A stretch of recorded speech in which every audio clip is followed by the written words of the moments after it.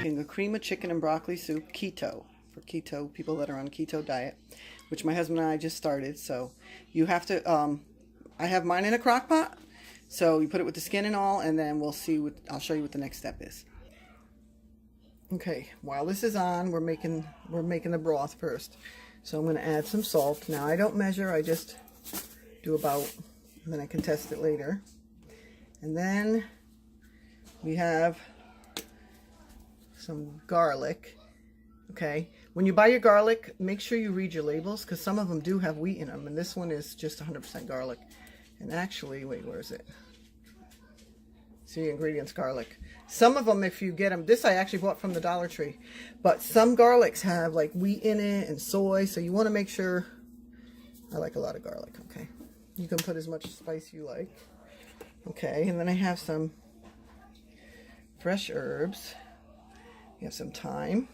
Okay, I'm just decided to make a recipe. I'm doing this for dinner, and I just figured I'd make a video of it, so I'm not really, I don't care if they're in whole, because see, there's some basil right there, fresh basil that I have from my kitchen garden. Even though it's winter, I keep, okay, some fresh parsley. I'll throw that in there just to make the broth. Okay, some more thyme, and then we have, sorry, some black pepper. Oops, sorry, I didn't mean to be shaking that. And let's see, I have sage, but it's not too healthy because it's on my porch where it's a little too cold, so I need to transplant it. So this is the fine sage, and then just a little bit, sorry, the salt I use is iodized sea salt, and then some cayenne pepper. My grandkids are in the other room trying to get them to go to sleep. Okay, and that's that. Okay, I think I'll throw a little extra dehydrated parsley, even though I put some fresh in there. And then when you cook, you have to test as you go. So we're going to put that in the crock pot, and then we'll get back to you in a minute, because I'm going to have to saute some onions and some other veggies and with some olive oil. So we'll be right back, but this stays in the crock pot. And I just filled, like you could see, the water just barely comes slightly almost above or slightly just before the chicken. And leave the skin on if you're doing the keto diet, because you need the, so, and the bones, because you'll have the bone broth, and we'll take this out after, and I'll show you what I'm going to do. I put some butter in there. It's probably about the size of one stick, and I'm going to put this on between 2 and 3 on a medium low. I forgot to mention the crock pot. I put it on high, and it has to be on there for 3 hours. Okay, so we're gonna melt this butter down. This is, and then wait for that to melt, and then we're gonna add, this is like half of a large onion. Okay, and then I had, it's about the size of a slice of a red pepper, just for color, a little extra flavor. And we're going to saute this, okay, as soon as that butter melts down. And I have some Thrive celery. I don't have much left. I bought this last year, so it does last a long time. Ours lasted almost 6 to 8 months, and some of it I still have left. I maybe spent $700, but I bought almost everything. But it was worth it because it lasted me almost a year. Well, I bought it last year in September, so. But I have a new order coming in. That's why I ran out of the onions. I did run out of that. But I have a new order that I ordered. I usually try to order like $100 a month, at least. So it keeps my stuff from running out. Yep. So it's a good thing I had it last year, because we really were struggling with oil and everything. So it was I told my husband in case of an emergency, and I said, you know what? We really did use it, because if we didn't have to buy food half the time. And this is dehydrated kale from Thrive. I like it because you don't have to cut it up. I miss having it because it saves a lot when especially when you got to throw something together quick. Okay, so we're gonna let this saute, and we're gonna add some cream to it. And the butter is It's from the Amish farm we always get, but you should have grass-fed. Theirs is all natural. They milk their cows and make their own butter. So, but you can use what you want, but I use the 100% real butter because that's healthy. And we'll get back to you after that sautés a bit, and we'll come back. Okay. See, it's starting to sizzle and get nice. You want it nice and golden.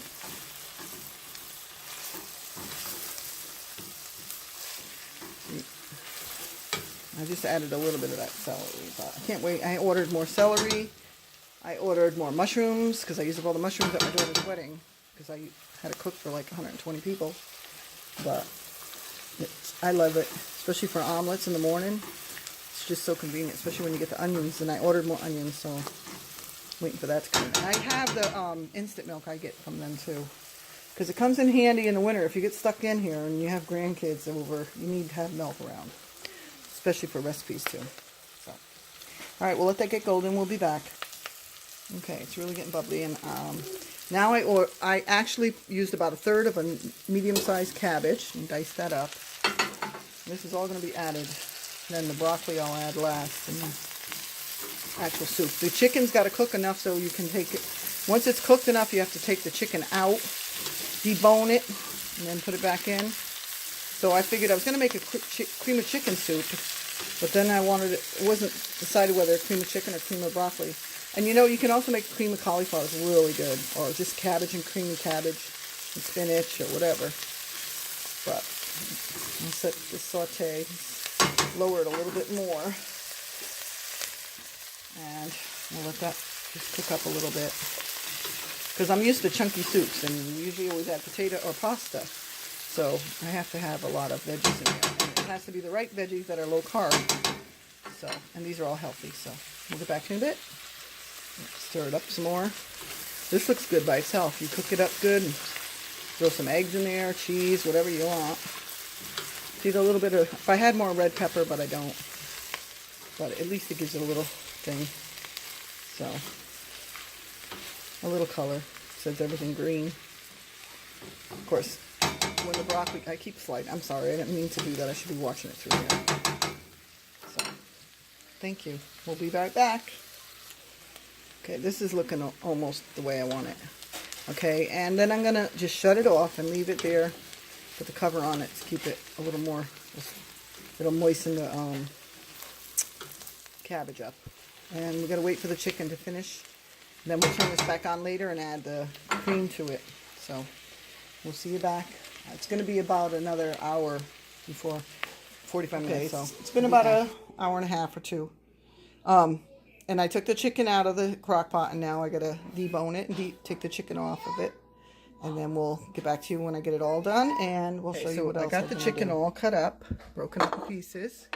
We like big pieces in ours, so put that in there. And then we'll start the cream, and I'll be right with you in a minute. Okay, so I turned this back on just to warm it up a little bit.